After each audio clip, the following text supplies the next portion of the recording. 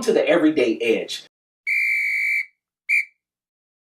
Today I'm going to be sharing some concepts that will give you the edge in everyday life, be it your sport, in the classroom, or in the corporate world. Now, one of the first things I want you to consider is being organized at all times. And what I specifically mean by that is in your day-to-day activities. Me personally, and what I do with my athletes is we schedule out our day the night before. But more specifically, we put that in time slots. So everything that we do regarding the next day is time specific. So I know what I'm going to be doing at 7 a.m., 8 a.m., 9 a.m. We have when we're going to take our lunch. We have the meetings that we're going to have in the mid-afternoon. If you have practice, that is scheduled in. If you have study hall, that is scheduled in. And also if you're working on projects, be it class projects or corporate project or any type of film or study, whatever it is that you want to plan, it has to be done the night before. But this is not a traditional to-do list. A traditional to-do list is not time specific. It has to be time specific because if it's not, all you're going to do is have a long list and you're not going to get to everything.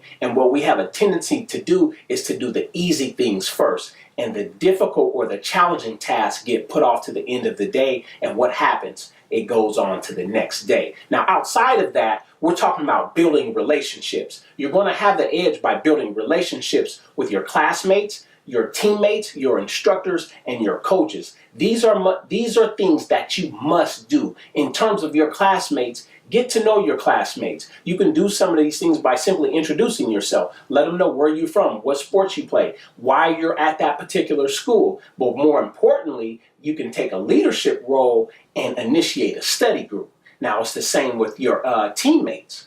You know, you can get to know your teammates, get to know their mom and dad, get to know their siblings. You know, ask them what their goals are. When it's time to give help or criticism, if you have a relationship with a teammate, it's going to be better received. And it's the same with the instructors. I'll touch more on that later. Now, the third thing in handling and developing an everyday edge is not being afraid to ask for help.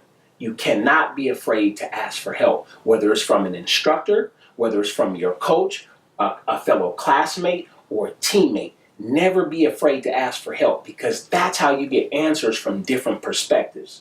Now, outside of that, the biggest thing and my favorite and most important part of these four concepts to develop your everyday edge is that you have to maximize your time. There's no way around it. The only way you're going to be successful is if you maximize your time. So what are some of our biggest time wasters? It's being on the internet. It's being on our phone all the time. It's texting. It's going to different social media websites. It's being on Instagram, Facebook, YouTube, Snapchat.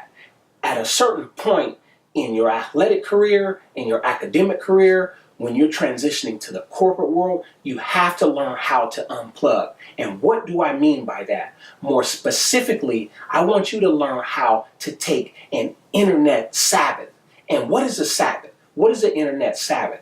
An internet Sabbath is taken anywhere from 1 to 3 days or 24 to 72 hours and just unplug from your telephone and off the internet. So I need you to make that choice. Sometimes I need you to take an internet Sabbath, and other times when we have more going on, you have to take an internet sabbatical. What is a sabbatical? That's anywhere from a week to several weeks where you're not on the internet, depending on what your project is demanding of you. This is how you stay concentrated. This is how you get your deep work done. This is how you stay focused. So remember these things: being organized, build relationships, ask for help, and learn how to maximize your time by taking an internet Sabbath or an internet sabbatical from time to time. Now, I'll give you a story. My freshman year in college, I had a senior. He came up and talked to me, and I'll remember it to this day. His name was Andre Jackson. And what Andre said is, you're an athlete, you're a freshman, you also happen to be an African-American male, so people tend to have stereotypes, and sometimes they don't even know these stereotypes. So what's really important for you to get by and succeed is show up to class every day.